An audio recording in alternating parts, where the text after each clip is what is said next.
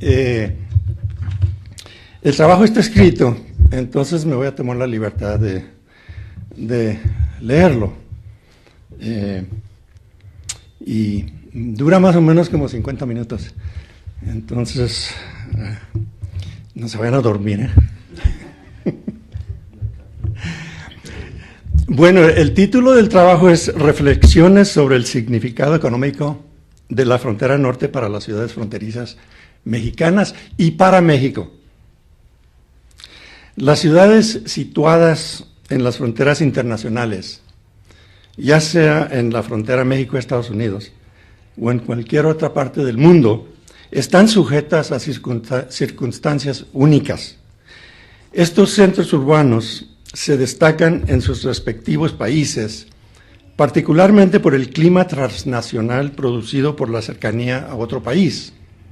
Los procesos únicos que caracterizan a las fronteras como espacios diferentes a las zonas interiores incluyen la interacción transfronteriza, los conflictos internacionales, el intercambio étnico y cultural y la búsqueda de intereses diferentes a los del centro del país.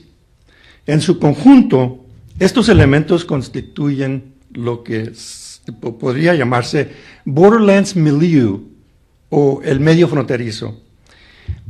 He analizado el funcionamiento del medio fronterizo en mi libro Border People o Gente de la Frontera, por lo que no me detendré aquí a dar detalles. Basta decir que las economías de las ciudades fronterizas mexicanas se han desarrollado en el contexto del Borderlands Milieu y que el resultado de este fenómeno ha tenido un gran impacto al resto de México. Mi intención esta tarde es resaltar algunos momentos coyunturales, históricos, que dieron forma al paradigma económico de la región fronteriza mexicana y que dejaron a los mexicanos, especialmente los fronterizos, con enormes desafíos. Considero que un análisis de la economía fronteriza tiene que comenzar con el principio, o sea, con la creación de la frontera. ¿Qué creó la frontera? La respuesta simple y precisa es el expansionismo territorial de los Estados Unidos. Ese expansionismo tuvo como objetivo principal la obtención de tierra y recursos naturales valiosos como medio para que los estadounidenses adquirieran ventaja sobre el resto del mundo. La ideología llamada destino manifiesto, o la creencia de que Dios quería que los Estados Unidos se convirtieran en un país grande, poderoso y dominante, proveyó la justificación filosófica para concretar el expansionismo norteamericano. Además de utilizar el argumento de la guía divina, los estadounidenses justificaron la propagación de la hegemonía de los Estados Unidos con la afirmación de que ocupaban un lugar especial en el mundo, que eran un guía para la humanidad y que tenían la obligación de ampliar su cultura, sus instituciones y sus intereses económicos a lo largo y a lo ancho. Lo notable es que el destino manifiesto ha tenido una larga vida, pero hay que aclarar que el término destino manifiesto en sí pasó por una fase evolutiva. Al transcurso del tiempo, los estadounidenses dejaron de usar la expresión destino manifiesto y la sustituyeron por la expresión American Exceptionalism o excepcionalismo americano. A diferencia del destino manifiesto, el excepcionalismo americano excluyó el expansionismo territorial como un objetivo, pero mantuvo los otros componentes de la doctrina original. Lo que hay que subrayar es que el argumento detrás de ambos conceptos dio forma a la política seguida por los Estados Unidos en sus relaciones con otros países desde hace más de 2 siglos. Como vecino de los Estados Unidos, México se ha visto profundamente afectado tanto por el destino manifiesto como por el excepcionalismo americano. El credo de la supremacía sobre los demás países impulsó el movimiento en los Estados Unidos que dio lugar a la pérdida de la mitad del territorio de México a mediados del siglo XIX, y desde entonces proveyó el soporte ideológico para la dominación económica de los Estados Unidos sobre México. En consecuencia, gran parte de la historia de México, especialmente la historia fronteriza, consiste en hacer frente a la desafortunada realidad de un vecino dominante.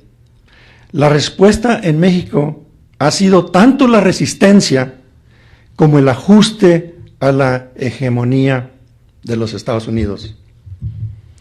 El extraordinario impacto del destino manifiesto y del excepcionalismo americano en México es revelado en algunos eventos históricos bien conocidos, así como otros que no lo son bien conocidos. Es bien sabido que el presidente James Polk fabricó una guerra contra México en 1848 para obtener los vastos territorios del norte de México codiciados por los Estados Unidos. La guerra terminó con la firma del Tratado de Guadalupe Hidalgo en 1848. 5 años más tarde, en 1853, los dos países firmaron otro tratado de límites, el Tratado de Mesilla. Bajo los términos del Tratado de Guadalupe Hidalgo, Estados Unidos pagó a México $18 millones por las tierras cedidas, incluyendo 15 millones en efectivo y 3 millones en deuda asumida que México debía a ciudadanos estadounidenses. México recibió $10 millones por las tierras transferidas a los Estados Unidos por medio del Tratado de Mesilla. La compensación monetaria recibida por México constituyó una pequeña fracción del inmenso valor de los territorios obtenidos por los Estados Unidos.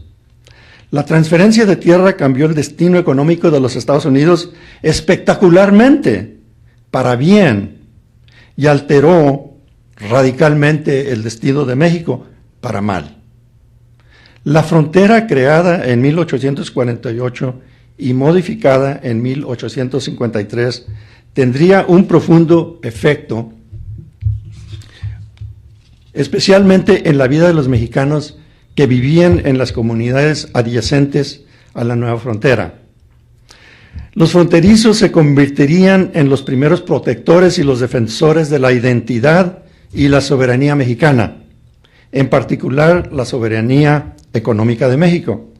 Los fronterizos serían el grupo de población en México más agudamente afectado por la asimetría binacional y dependencia económica externa, ya que vivían esa experiencia a diario, vivirían esa experiencia a diario. Los cambios de frontera posicionaron a la poderosa economía de los Estados Unidos mucho más cerca del corazón de México. La proximidad física de la industria y el comercio estadounidense, junto con una frontera terrestre de casi 2,000 millas y largas costas fácilmente penetrables, tendrían el efecto de socavar continuamente el desarrollo de la industria y el comercio de México. Con el transcurso del tiempo, a los fabricantes, comerciantes, inversionistas y empresarios mexicanos les resultaría muy difícil competir con sus contrapartes estadounidenses. Así se fue formando la dependencia de la economía mexicana en relación a Estados Unidos. Sin duda, México sería un país muy diferente si no se hubiera dado la alteración de fronteras en el siglo XIX. Pero en realidad podría haber sido aún peor para México. En el momento de las negociaciones del Tratado de Guadalupe Hidalgo, una campaña para anexar todo México estaba ganando fuerza en los Estados Unidos. Si la campaña hubiera tenido éxito, México habría dejado de ser un país. Aunque más transferencias de tierras no tendrían lugar después de 1853, con la excepción del chamizal aquí en El Paso, Ciudad Juárez. México seguiría resistiendo amenazas reales a su integridad territorial. Los norteamericanos y otros extranjeros lanzaron numerosas expediciones de filibusteros en suelo mexicano con la intención de establecer imperios o repúblicas independientes. Estas no tuvieron éxito. También hubo amenazas que se sentaron en Washington, la capital de los Estados Unidos. En la segunda mitad del siglo XIX, varias propuestas de anexión de tierras mexicanas fueron presentadas al Congreso de los Estados Unidos por inversionistas y especuladores. Muchos periódicos estadounidenses provocaron interés público al apoyar la idea de adquirir más tierras pertenecientes a México. Los intereses mineros y los terratenientes en particular abogaron por la compra o la confiscación directa de partes o la totalidad de México por los Estados Unidos. A finales de la década de 1870, surgieron informes de que altos funcionarios del gobierno en Washington estaban tratando de convencer a México de desprenderse de gran parte de su territorio adyacente a los Estados Unidos, a cambio de la solución de reclamaciones por daños contra el gobierno mexicano. En la década de 1880, los sentimientos anexionistas se hicieron más fuertes. Algunos congresistas estadounidenses propusieron la compra de Baja California y partes de los otros estados del norte de México. Irritado por estas amenazas, el presidente Porfirio Díaz advirtió que cualquier intento norteamericano de anexar tierras mexicanas sería defendido militarmente, mientras que el ministro de Asuntos Exteriores, Matías Romero, tomó la inusual decisión de abogar el caso en contra de la anexión de México en un notable artículo en la revista norteamericana The North American Review en 1889. Romero advirtió a los expansionistas que consideraran las consecuencias de la búsqueda de la anexión, indicándoles que el pueblo mexicano, en comillas, lucharía hasta lo último para preservar la integridad del país. Y que una guerra con México ahora sería un asunto bastante diferente al de 1846 y 1847. Terminan las comillas. Al mismo tiempo, Romero trataba de convencer a los lectores de que la anexión de territorio mexicano crearía muchos problemas raciales para Estados Unidos a causa de la asimilación nada fácil de millones de indígenas mexicanos. Romero agregó que como miembros de la sociedad estadounidense, los mexicanos se convertirían en votantes y alternarían el equilibrio político en los Estados Unidos, y que la integración repentina de los trabajadores mexicanos en la fuerza laboral de los Estados Unidos provocaría un descenso de los salarios y perturbaría la economía. Los estadounidenses debían de entender, escribió Romero, que la anexión era innecesaria porque los intereses económicos de Estados Unidos ya habían obtenido las concesiones en México que siempre habían deseado. Romero señaló que el gobierno de México había adoptado la estrategia de que, en comillas, la mejor manera de prevenir la anexión es abrir el país a los Estados Unidos y otorgarles a los estadounidenses todas las ventajas razonables a fin de que la anexión se hiciera inútil e incluso peligrosa. En cumplimiento de esa política, puntualizó Romero, Las leyes antiguas de tierras mexicanas han sido modificadas recientemente y los ferrocarriles, minerales y otras concesiones se han otorgado libremente a sus ciudadanos, refiriéndose a los ciudadanos estadounidenses. A pesar de las declaraciones de Romero y de otros funcionarios mexicanos, así como la censura por parte de algunos líderes de los Estados Unidos opuestos a la anexión, los norteamericanos de mente anexionista no estaban dispuestos a dejar su proyecto. En 1891, el senador Matthew Quay de Pensilvania intentó sin éxito obtener la aprobación del Congreso de una propuesta para proseguir la compra de gran parte de las zonas fronterizas del norte de México. En 1897, el tema de la anexión se hizo presente otra vez, cuando el presidente mismo, William McKinley, pidió al Senado crear un comité para estudiar la posibilidad de compra de tierras mexicanas. Al igual que los esfuerzos anteriores para cambiar la frontera existente a través de la diplomacia del dólar, la propuesta de McKinley no dio fruto. Las iniciativas de los Estados Unidos para comprar o apropiarse de tierras mexicanas llegaron a detenerse temporalmente en 1898, justo antes del estallido de la guerra entre Estados Unidos y España, deseando asegurar que México se mantuviera neutral en el conflicto y consciente de la necesidad de reparar las relaciones México-Estados Unidos. McKinley informó al Congreso que su oficina ya no consideraría proyectos para adquirir más territorios de México. Por su parte, el gobierno de Porfirio Díaz se mantuvo neutral durante la guerra, a pesar de una fuerte oposición a esta política entre sectores de la sociedad mexicana que simpatizaban con España. A principios del siglo XX salieron más propuestas a la superficie para anexar Baja California a los Estados Unidos, pero estas no fueron tramitadas por el gobierno en Washington.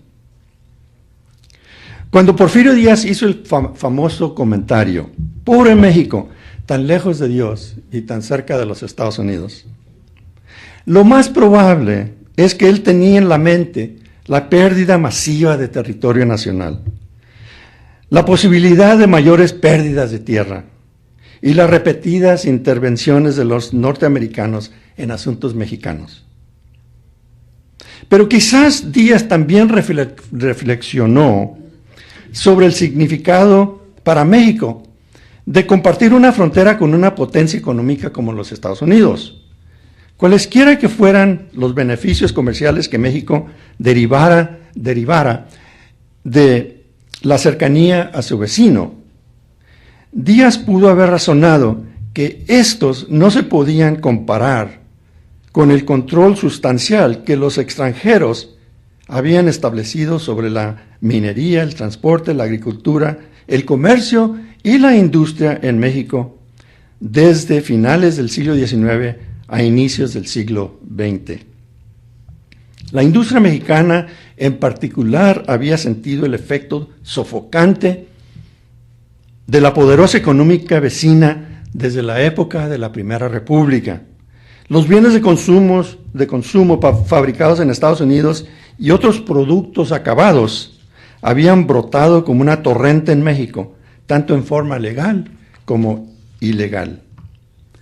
Por generaciones, muchos políticos, industriales y comerciantes mexicanos, especialmente en la frontera norte, han luchado con el problema de la presencia abrumadora de los Estados Unidos en la economía de México. Pero el asunto es complicado, porque no ha sido solamente una imposición de voluntad económica por parte del país vecino.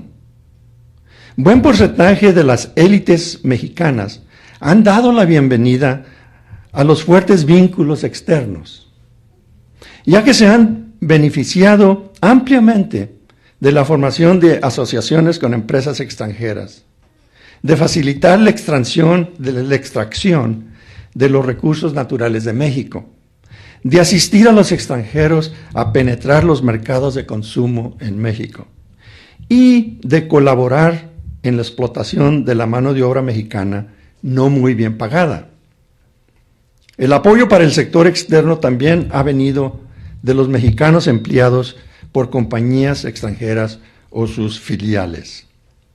Dicha aprobación es comprensible, teniendo en cuenta la realidad de la economía dependiente de México y la gran necesidad de crear oportunidades de empleo en el país. ¿Constituye la presencia de la economía de los Estados Unidos en México realmente un problema? ¿O constituye más bien una oportunidad? No hay duda que constituye las dos cosas al mismo tiempo, problema y oportunidad. Pero ¿cuál de las dos predomina? La respuesta a esta última pregunta depende de circunstancias individuales y de pensamiento ideológico. Viéndolo de una perspectiva más amplia, específicamente desde la perspectiva de la dependencia transnacional, no se puede negar que sí es problema para México, debido a la vulnerabilidad de las fluctuaciones económicas externas que los mexicanos deben enfrentar constantemente. Por otro lado, hay que considerar hasta qué punto el modelo de dependencia es capaz de producir un desarrollo económico genuino para México. Perdón.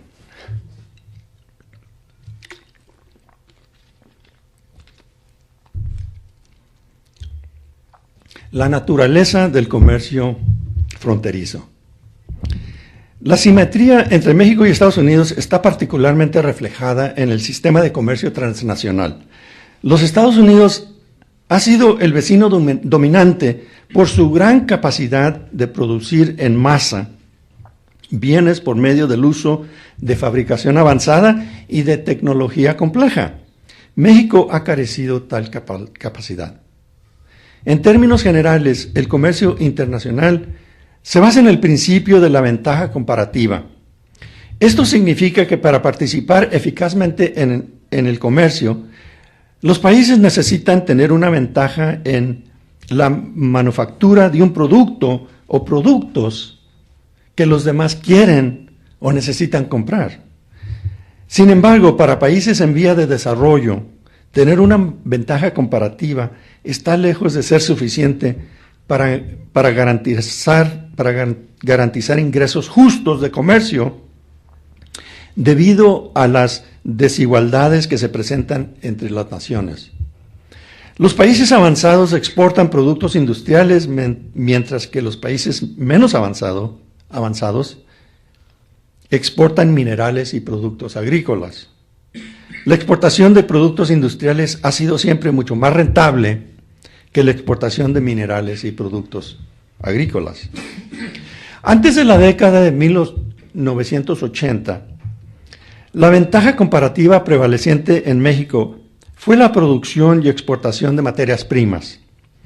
Desde la década de 1980, la ventaja comparativa ha cambiado a la manufactura de ensamblaje para exportación. Ese cambio es ampliamente visto como una gran mejora para la economía mexicana. Pero aquí está el problema.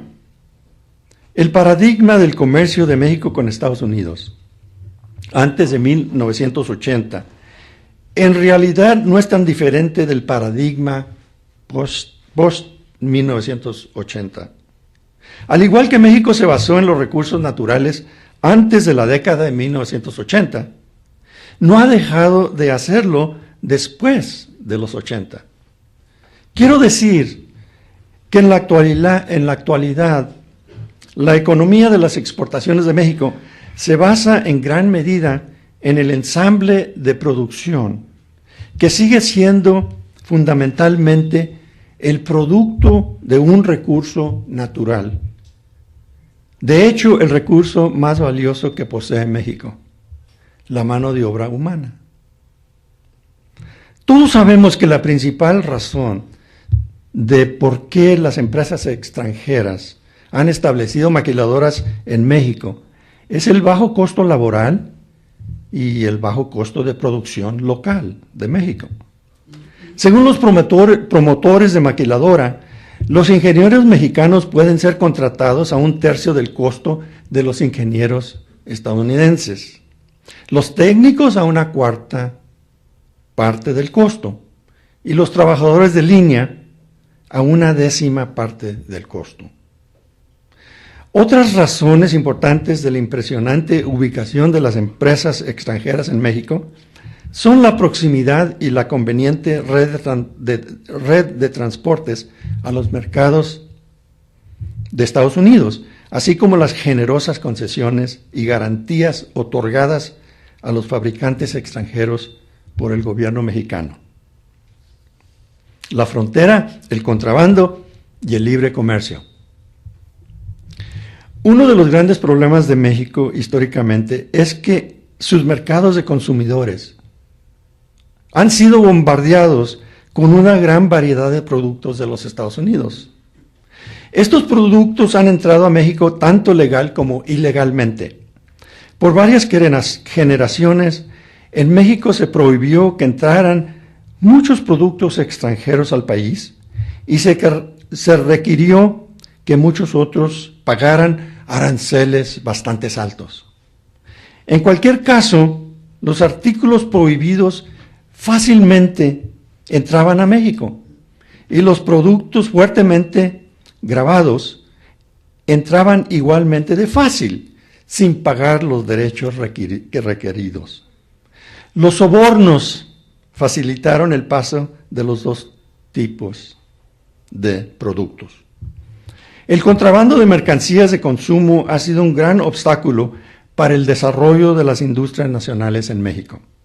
Ha significado también que el gobierno federal ha sido desprovisto de grandes cantidades de ingresos, de arancelarios y de otros impuestos, todos necesarios para la administración pública y para sostener los programas y servicios para el pueblo. En fin, hace siglos que el contrabando creó un sistema subterráneo de comercio nacional en México. Ese sistema subterráneo ha jugado un importante papel en la conformación de la economía nacional de México y en particular en la estructuración de las economías de las ciudades fronterizas. El contrabando de productos norteamericanos en México, ya existente por décadas, se incrementó considerablemente en los años 1850, a consecuencia de la creación de libre comercio en la frontera.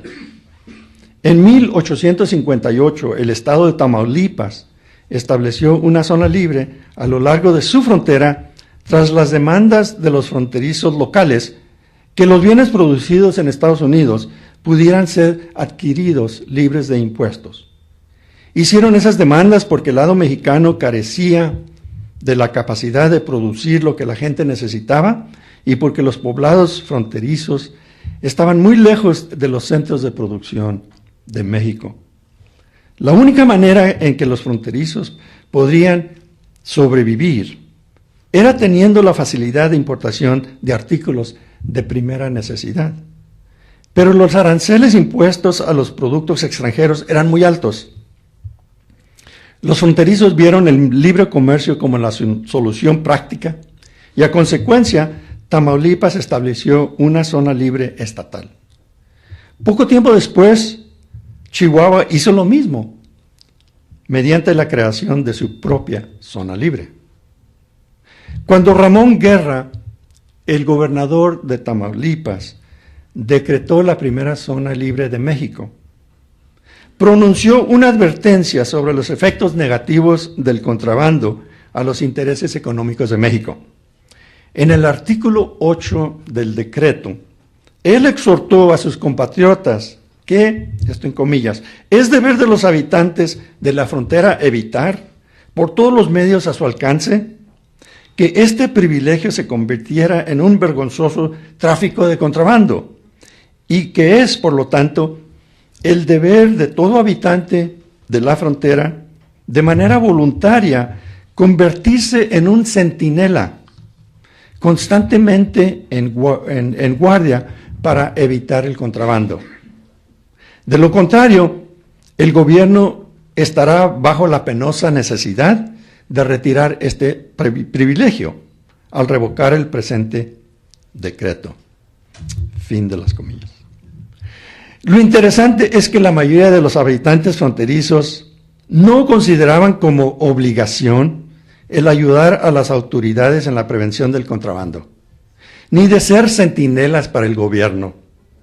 Los habitantes fronterizos, al igual que los consumidores en cualquier otro lugar, buscaban atender sus propios intereses y aprovechar las mejores ofertas disponibles en la compra de los productos deseados. Tenían pocos escrúpulos sobre el origen ilegal de estos productos, ya que su disponibilidad se consideraba normal y culturalmente aceptable. En contra de la advertencia del gobernador Guerra, la zona libre gozaría de una vida larga que duraría décadas. Las actitudes flexibles en México hacia los productos de contrabando en esa época fueron y siguen siendo hasta nuestros días normales. Tales actitudes siempre han estado en vigor en todo el mundo. Para la mayoría de la humanidad, satisfacer las necesidades y deseos de consumo al precio más bajo posible es mucho más importante que el patriotismo. Ustedes lo conocen muy bien, siendo fronterizos, ¿verdad? Todos son contrabandistas en la frontera. Con el establecimiento de la zona libre a nivel estatal, los productos de los Estados Unidos, de Europa y de Asia podían ser importadas libres de impuestos a las comunidades fronterizas de Tamaulipas y Chihuahua, con la condición de que dichas mercancías solo se consumieran localmente. Como es de esperar, la mayor parte de la mercancía extranjera importada sin impuestos llegaría al interior de México, ya que podría ser almacenada en la frontera de forma indefinida, lo que permitía a los contrabandistas elegir el momento más conveniente para hacer llegar sus productos a ciudades del interior. Adicionalmente, parte de la mercancía que entraba en la zona libre, especialmente las mercancías procedentes de Europa y de Asia, hacían su entrada a Estados Unidos sin haber pagado aranceles norteamericanos. La cantidad de productos extranjeros que entraron por Tamaulipas aumentó sustancialmente durante la Guerra Civil en los Estados Unidos, cuando, como consecuencia del bloqueo de la Unión de los puertos del sur, los comerciantes de la Confederación Sureña utilizaron la costa mexicana para exportar el algodón y otros de sus productos al exterior. Tanto los comerciantes honestos y deshonestos, norteamericanos y mexicanos, hicieron fortunas durante este periodo de auge comercial en la frontera. Después de la Guerra Civil de los Estados Unidos, el comercio internacional, tanto lícito como ilícito, reanudó su patrón normal. A nivel nacional, en 1885, el gobierno de Porfirio Díaz decretó la zona libre federal para cubrir toda la frontera norte, en reconocimiento del dilema económico que los fronterizos habían enfrentado durante muchas décadas. La libre importación sin impuestos de bienes extranjeros resultó en una expansión significativa del comercio en las ciudades fronterizas mexicanas. Por el contrario, el negocio languideció en las ciudades fronterizas de Estados Unidos porque éstas no tenían el mismo privilegio de libre comercio. La ampliación de la zona libre mexicana previsiblemente provocó una nueva ronda de tensos debates entre México y los Estados Unidos.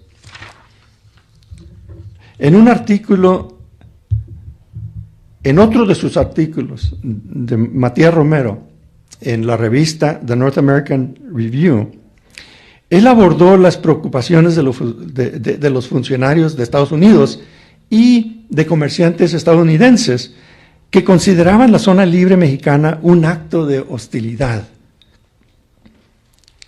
contra nuestro vecino país.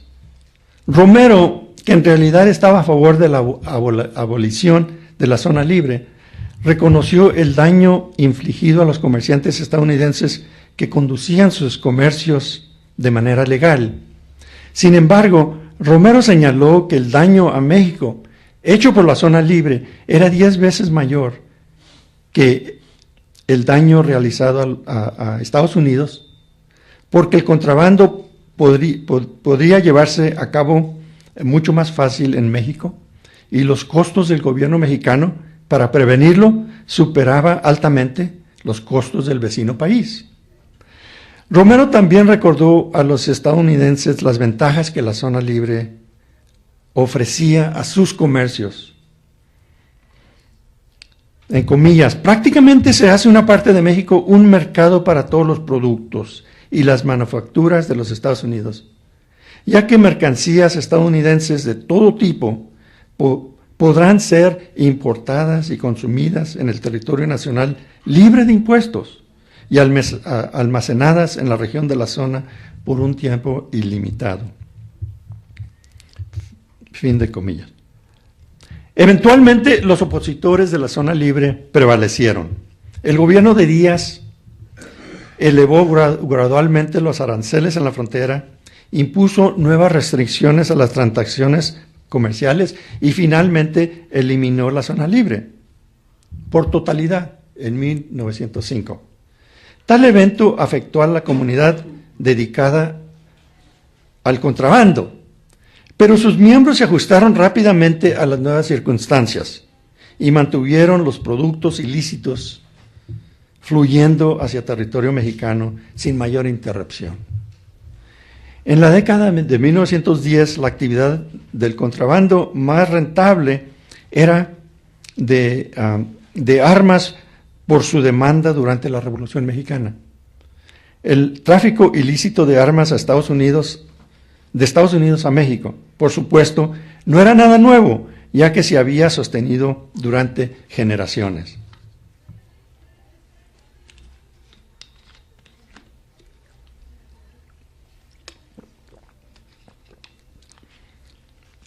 En las décadas posteriores a la Revolución Mexicana, el contrabando en la frontera se expandió y se contrajo de conformidad con ciclos de crecimiento y disminución de la economía mexicana.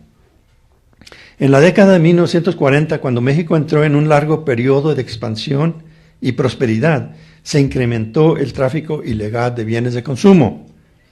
Muchos negocios turbios y organizaciones contrabandistas suministraron a la población fronteriza, así como a la clientela del interior de México, con una gran variedad de productos a precios inferiores a los de las mercancías legalmente importadas. Por la década de 1950, camiones bien cargados con productos de contrabando como estufas, refrigeradores, congeladores, lavadoras, aparatos de televisión, transportaban su mercancía desde la frontera a ciudades como Monterrey, Saltillo, Chihuahua, Torreón, Hermosillo, Culiacán, Ciudad de México, etcétera, etcétera, etcétera. El exministro de Relaciones Exteriores, Jorge Castañeda, nos informa en un libro recientemente publicado que décadas antes, ya en los 1960, en esa década, su familia hacía viajes periódicos a la frontera que incluían, entre otras actividades, ir de compras a centros comerciales. Esto en comillas. Uno de los principales objetivos de estos viajes fue comprar fayuca, contrabando de productos electrónicos, alimentos, ropa, aparatos de todo tipo, no disponibles en México y bastante accesibles a los Estados Unidos. En vez del televisor obsoleto fabricado en nuestro país, podríamos comprar Sony Tinetrons En lugar de la crema de cacahuate rancio, podríamos adquirir Skippy. En lugar de prendas de Terlenka altamente inflamables, podríamos usar chaquetas Members Only. El único problema era cómo hacer que entraran a México sin pagar impuestos, que eran muy onerosos, o sobornos excesivos. Los moderados estaban bien. El auto o camioneta se llenaba hasta el tope, tal vez con un pequeño televisor en la cima de todo. Incluso se hacía visible. Cuando nos deteníamos en la inspección aduanera, a unos 20 kilómetros en México, el funcionario de guardia haría creer que estaba buscando drogas, armas, dinero o contrabando de alto valor, y de pronto él descubría el pequeño televisor. Con profundo pesar y vergüenza, él nos transmitía su decisión irreversible de confiscarlo, junto con una severa advertencia de abstenernos de introducir mercancías prohibidas en el país, porque quitaban oportunidades de trabajo a los mexicanos. Y además, lo hecho en México está bien hecho. Traduciendo libremente, los productos de México deben ser lo suficientemente buenos para ti. Y seguíamos nuestro viaje con nuestra fayuca o productos americanos, muy bien escondidos, debajo de las mantas, de los niños, de los abrigos y de las maletas. Miles o quizás millones de mexicanos, especialmente los que viven en las ciudades fronterizas y otras partes del norte de México, tienen anécdotas similares. En su libro clásico On the Border, Tom Miller describió la omnipresencia del negocio de contrabando en Laredo, Texas, durante la década de 1970. Los clientes mexicanos que deseaban tener productos entregados en sus hogares en México pagaban una cuota adicional para cubrir el costo del contrabando y el transporte. Según Miller, alrededor del 70% de todas las ventas de televisores en Laredo en 1978 involucraban el contrabando. Después de cruzar la frontera clandestinamente, la mercancía se distribuía a diferentes destinos en México a través de carreteras y vías férreas. El contrabando de productos de lujo se transportaba frecuentemente por aviones estadounidenses.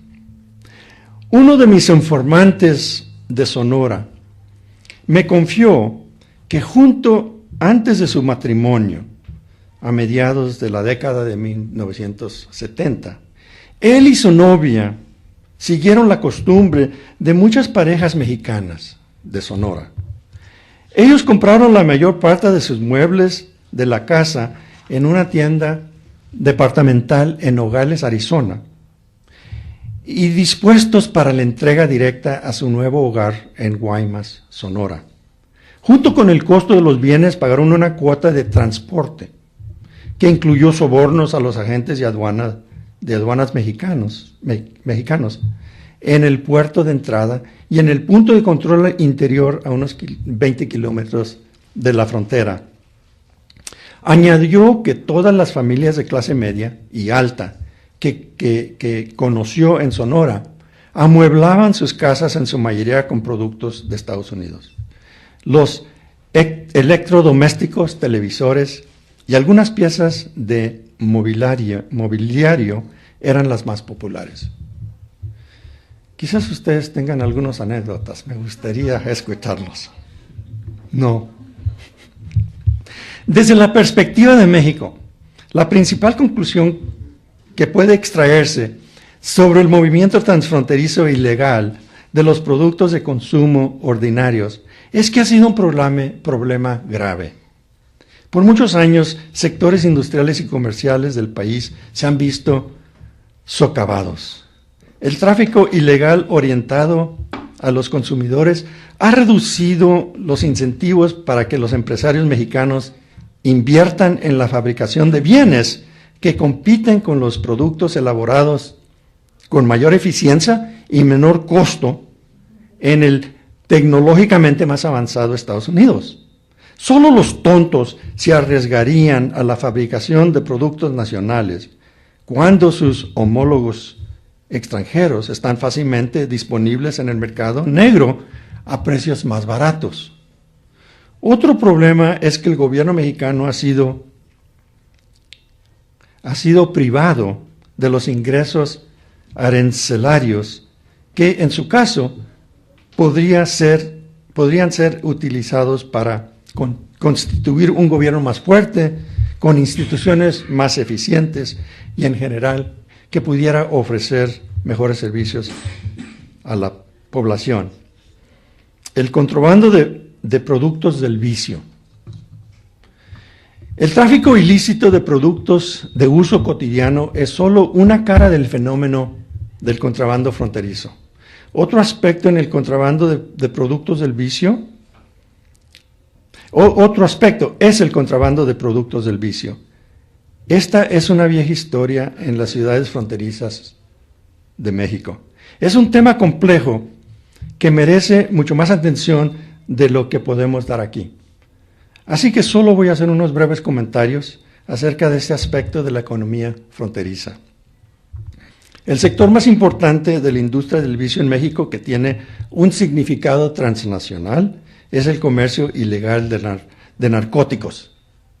Desde el siglo pasado, el tráfico de drogas ha generado importantes ingresos monetarios para México, pero al mismo tiempo ha dado lugar al aumento de violencia y a interminables disputas con Estados Unidos. Las ciudades de la frontera, por supuesto, han sido fuertemente impactadas por el tráfico de drogas. El tráfico ilegal de alcohol ha sido otra de las actividades controversiales en la región fronteriza de México, sobre todo durante el periodo de la prohibición en Estados Unidos de 1920 a 1933. Durante esos años, el crimen organizado en las ciudades de la frontera se hizo más común y los tiroteos entre traficantes y funcionarios encargados de hacer cumplir la ley se hicieron más frecuentes.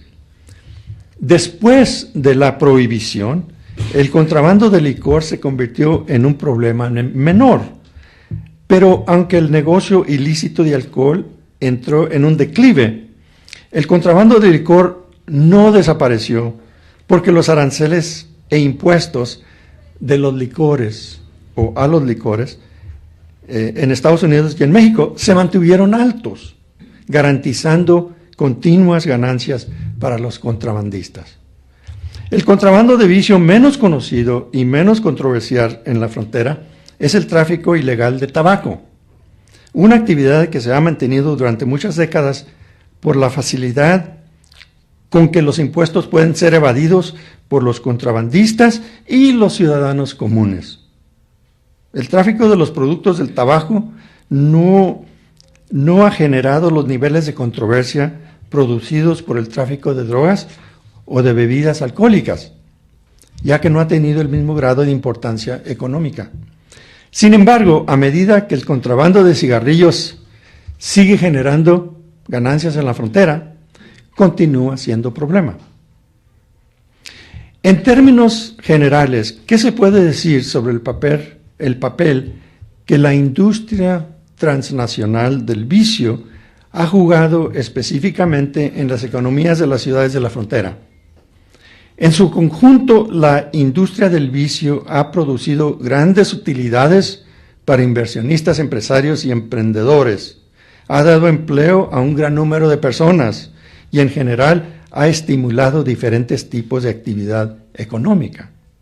El Producto Bruto de las ciudades fronterizas sería menor sin la existencia de la industria del vicio. Pero tal industria está lejos de ser deseable como actividad económica importante, ya sea en la frontera o en cualquier región de México. El contrabando del vicio ha prosperado sencillamente por las circunstancias únicas de la frontera que proporcionaron su origen y que se han sostenido durante muchas generaciones. Esas circunstancias se derivan de la asimetría entre México y Estados Unidos, asimetría que surgió hace mucho tiempo y que se ha acentuado en épocas recientes. Ese es el legado comercial y legal en la frontera.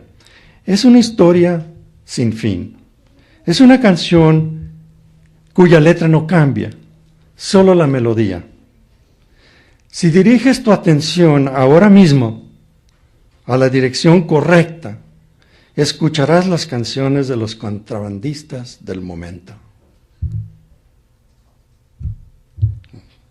¿Las oyen? La experiencia histórica económica de la frontera es importante para poner en contexto la aprobación del Tratado de Libre Comercio de América del Norte, el TLC, en 1993. La liberalización del comercio ciertamente ha modificado el sistema de contrabando de manera significativa, pero el tráfico de productos ilícitos sigue siendo un tema importante en la frontera y en otras partes de México. Se podría decir que el libre comercio le da credibilidad a la idea de que como va la frontera, así va México. Las circunstancias que llevaron a la primera creación de la zona libre en 1858 evidenciaron la vulnerabilidad económica y la subordinación que México había estado experimentando desde hacía muchas décadas como consecuencia de compartir la frontera con la creciente potencia económica estadounidense. El patrón que el libre comercio creó en la frontera proporcionó la base del paradigma comercial general que prevaleciera entre México y Estados Unidos a lo largo del siglo XX y inclusive en el siglo presente. Para México la principal característica de ese comercio sería y es la dependencia. Surge la pregunta, ¿por qué ha existido tanto tiempo este paradigma asimétrico con los Estados Unidos que representa el libre comercio?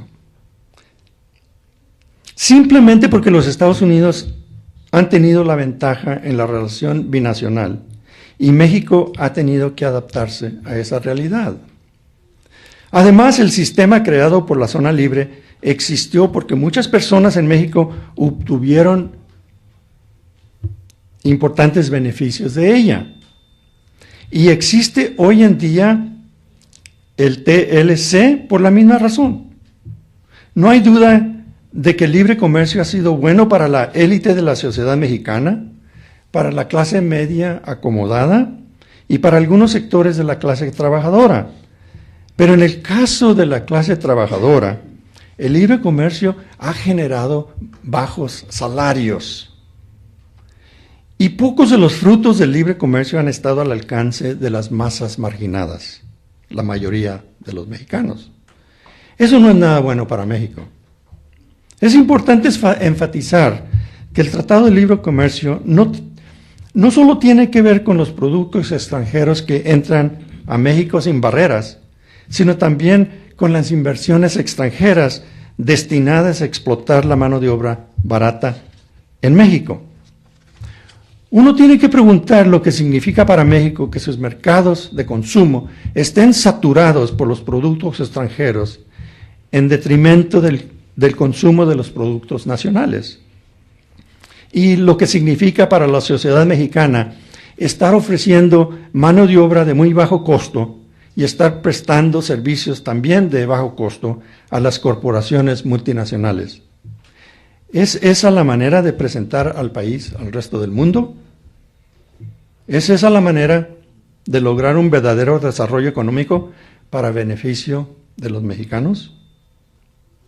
México no se encontraría en situación de dependencia si tuviera un sector industrial fuerte y autónomo que pudiera satisfacer las demandas locales y tuviera la capacidad de exportar productos manufacturados de alto valor.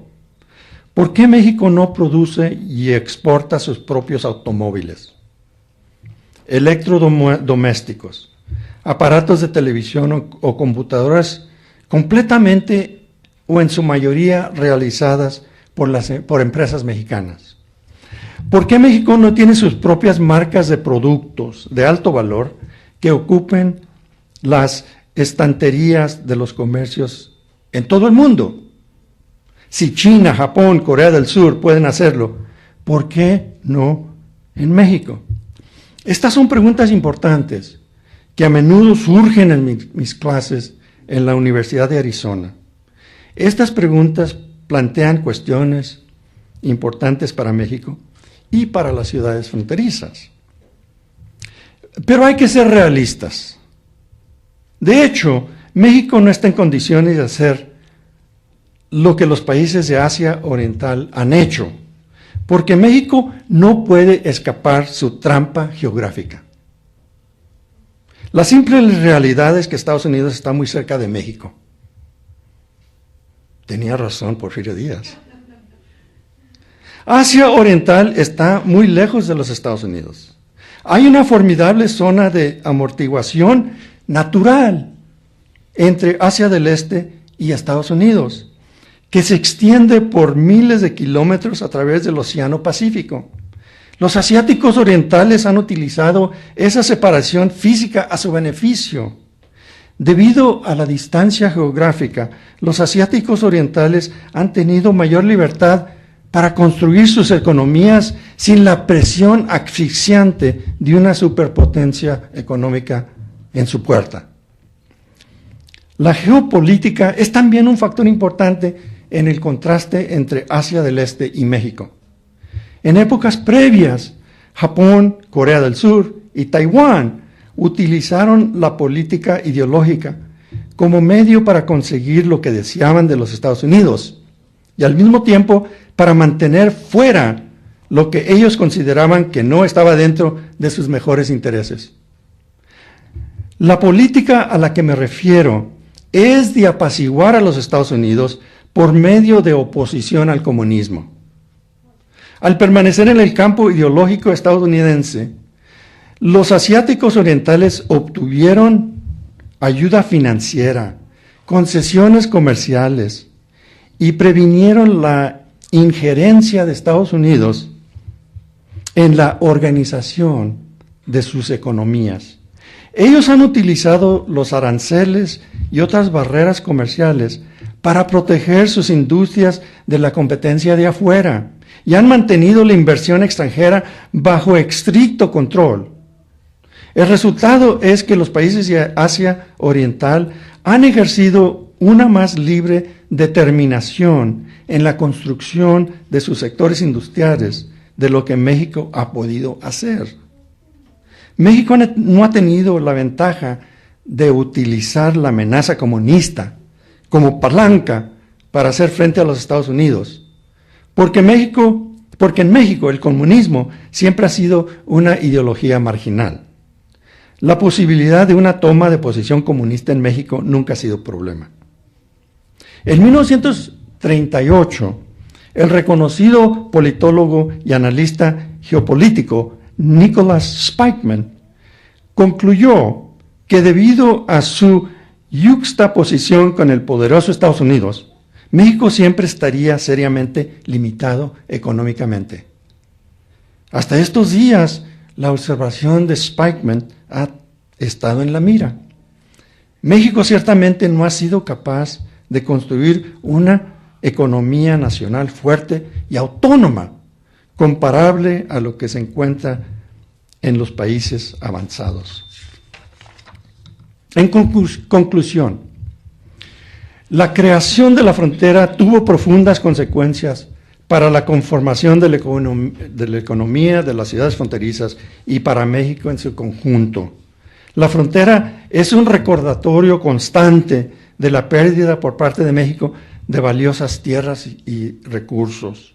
La frontera también representa la hegemonía económica de los Estados Unidos que aproximó más a México como resultado de la transferencia de dichas tierras. Durante generaciones, la contiguidad con la poderosa economía de los Estados Unidos ha hecho que sea más difícil para México lograr un alto nivel de desarrollo industrial. Por otro lado, es importante reconocer que la proximidad a los mercados de los Estados Unidos ha proporcionado oportunidades de exportación de los recursos naturales de México y más recientemente de los productos ensamblados por las maquiladoras en México.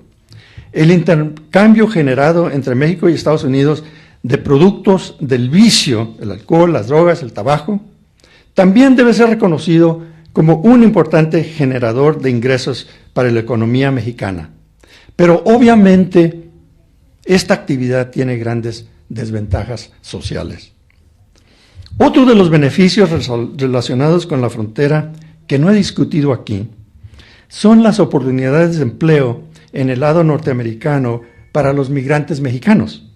Ese es un tema muy complejo también que podemos explorar en otra ocasión. En esta presentación solo he tocado la superficie del fenómeno fronterizo y lo que significa para México y para la frontera. Hay mucho más para ser investigado y debatido, y este Congreso es una parte importante de ese proceso en curso. Gracias.